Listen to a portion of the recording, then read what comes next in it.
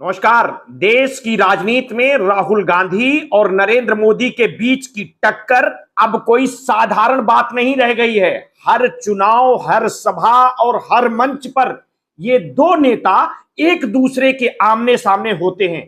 जहां नरेंद्र मोदी अपनी छवि को 56 इंच की छाती वाले नेता के रूप में पेश करते हैं, वहीं राहुल गांधी बार बार उन पर तीखा हमला बोलते आए हैं। चाहे राफेल डील का मुद्दा हो, बेरोजगारी का सवाल हो या फिर नोटबंदी और किसान आंदोलन, राहुल ने हर मौके पर मोदी सरकार की नीतियों और फैसले को कटघरे में खड़ा किया है।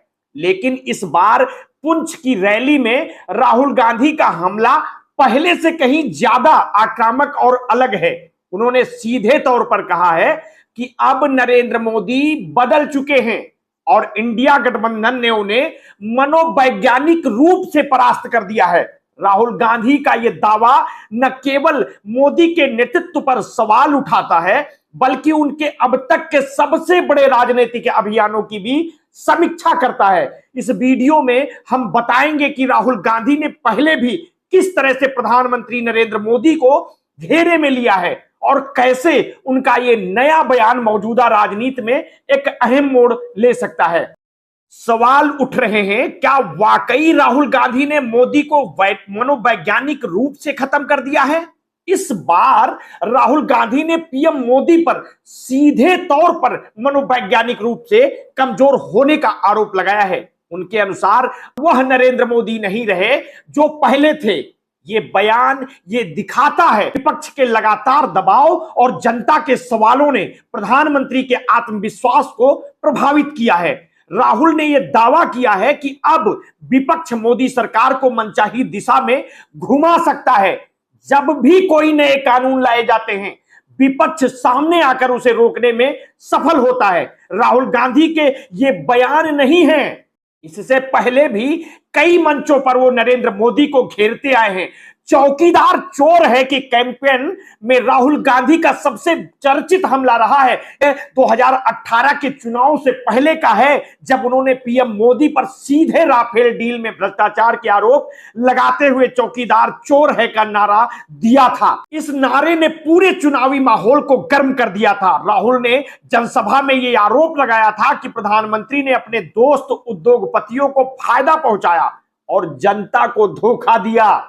वहीं याद होगा 2019 के आम चुनाव के दौरान भी राहुल गांधी बेरोजगारी और मोदी सरकार की नीतियों पर लगातार प्रहार करते रहे।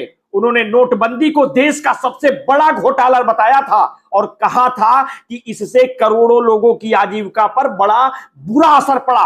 उन्होंने आरोप लगाया था कि नोटबंदी का असली मकसद काले धन को समाप्त करना नहीं है, बल्कि बड़े उद्योगपतियों को फायदा पहुंचाना था।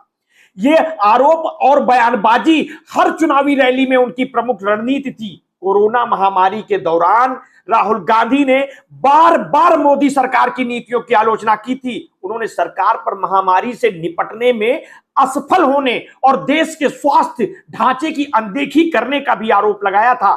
वैक्सीनेशन की धीमी गति और ऑक्सीजन की कमी पर राहुल ने ट्वीट्स और जनसभाओं के जरिए सरकार की जमकर आलोचना की थी। उन्होंने कहा था कि मोदी सरकार का ध्यान सिर्फ चुनाव जीतने पर है, लोगों की जान बचाने पर बिल्कुल नहीं।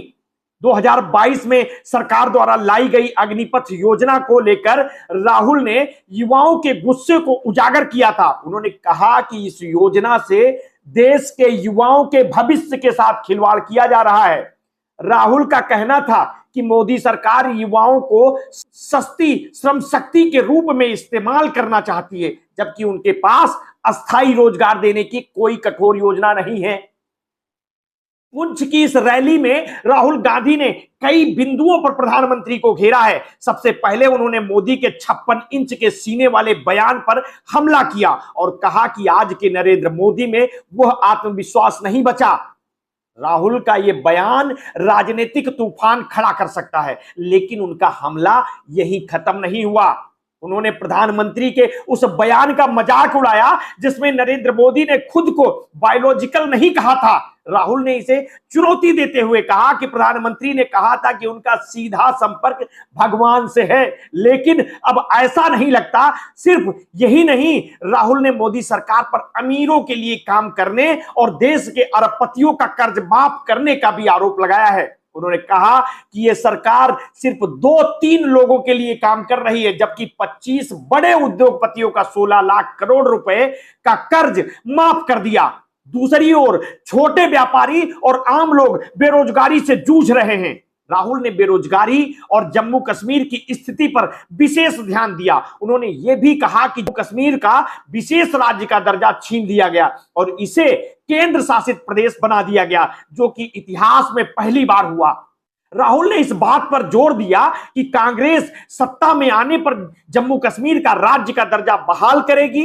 राहुल गांधी ने नरेंद्र मोदी को मनोवैज्ञानिक रूप से परास्त करने का जो दावा किया, वो इस बार की रैली का सबसे अनोखा पहलू था। ये बयान न सिर्फ मोदी के व्यक्तिगत नेतृत्व पर सवाल उठाता है, बल्कि उनकी राजनीतिक क्षमता को भी चुनौती देता है। उन्होंने कहा कि इंडिया गठबंधन ने यह जीत नफरत से नहीं बल्कि मोहब्बत से हासिल की है। राहुल का यह बयान उनके हालिया राजनीतिक अभियान की एक झलक देता है, जिसमें वो मोहब्बत बनाम नफरत की लड़ाई को प्राथमिकता दे रहे हैं। इस संदेश को लेकर राहुल जनता के सामने जा रहे हैं और कह रहे हैं कि देश को बांटने वाली नीतियों को खत्म करना उनकी पार्टी का मुख्य उद्देश्य है। राहुल गांधी के जुबानी हमले पर आपकी क्या प्रतिक्रिया है, हमें कमेंट बॉक्स में अवश्य बताइए। और आपने अगर अभी तक इस चैनल को सब्सक्राइब नहीं किया है तो तत्काल कर लीजिए। बेल आइकन दबाना बिल्कुल ना भूलिए। अपने स्वास्थ्य के प्रति सचेत रहिए, सजग रहिए। अगर आपको हमारी स्टोरी पसंद आए तो अपने हित मित्र शुभचिंतकों में इसे शेयर करिए। अपना ध्यान रखिए। बहुत बहुत धन्यवाद। साधुवाद।